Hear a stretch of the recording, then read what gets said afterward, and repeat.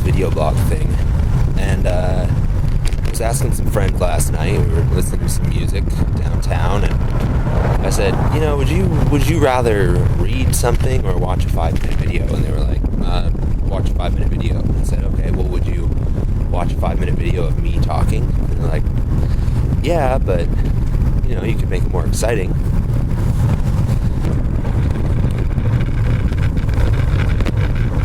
So a couple weeks ago, I was reading through, I've still been reading J.I. Packer's Knowing God.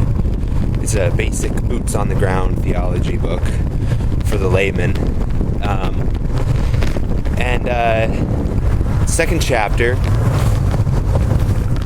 he starts in on a discussion of the difference between knowing about God and knowing of God. Knowledge about and knowledge of. Knowledge about he compares to just kind of factual information. Like I can know all about where you live, where you go to school, what kind of food you eat. It's kind of the what questions. What you do for a living. I can know all those things and never have met you. Knowledge of God can be compared to my relationship with you.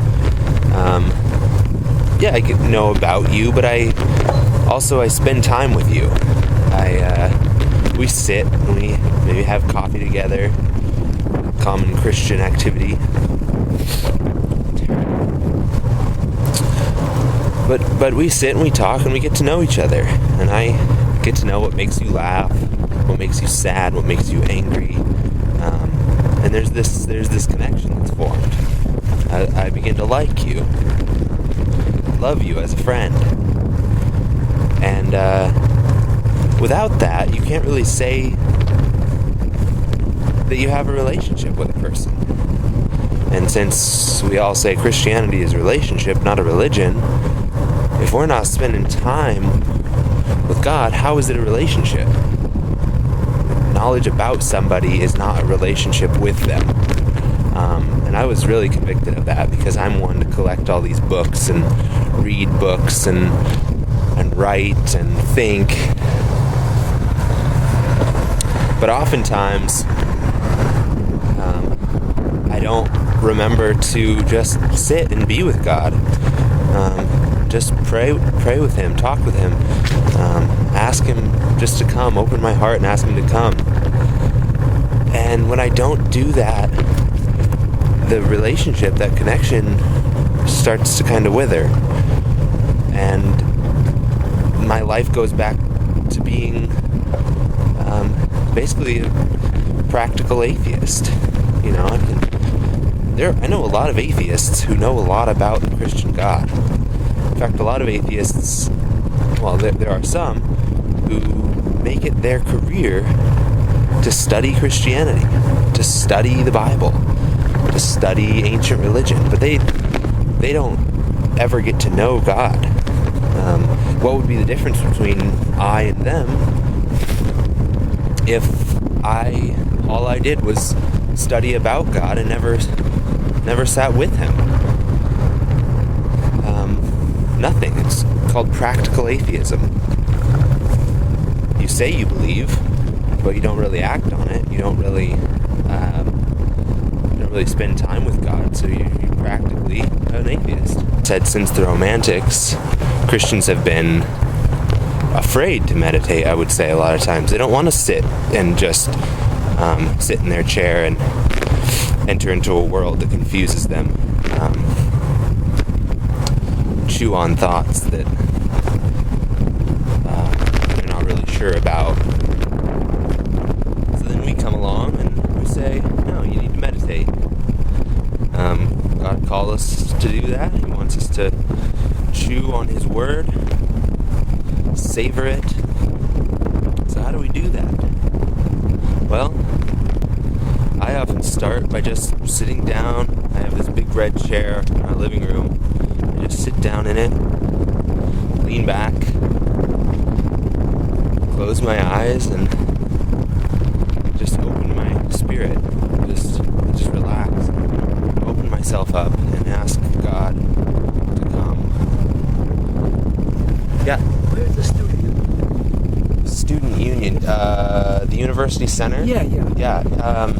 It's just beyond this building, around this corner. It's kind of a modern looking piece of architecture. Okay. So Thank you so much. you're welcome, guys. So I sit down in my red chair, I open my spirit, and I ask God to come. One of the things I usually try to remind myself is I try to say, God, come not as I want you to be, not as I imagine you to be. Don't come as I imagine you to be, but come as you are. Come as yourself, Lord. And oftentimes I'll just sit and ask Him to speak with my eyes closed, concentrated on His presence, not as I imagine it to be, but just as it comes. Sometimes nothing. Sometimes meditation, you come out of it and you're like, well, I'm gonna go make some coffee.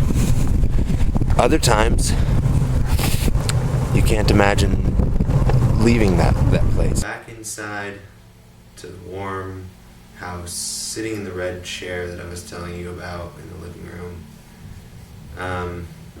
And I wanted to wrap up the discussion a little bit. And so I was talking about the second chapter of J.I. Packer's Knowing God, and how he talks about the difference between knowing about God and knowing of God. And then I talked about meditation, and what I was doing there, that's one way that we can begin to know God, is just by spending time with Him in meditation and prayer. Meditating on His Word, on His characteristics, just inviting Him to come, opening ourselves up to Him, and it brings rest, it brings peace, it brings empowerment, joy, identity, fulfillment. It really,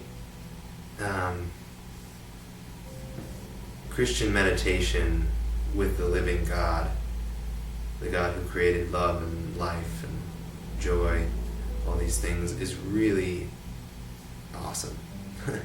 And I can't imagine a better life than life with God through Jesus Christ. So I'll be doing this again. I'm sure you'll see me on my bike sometime soon.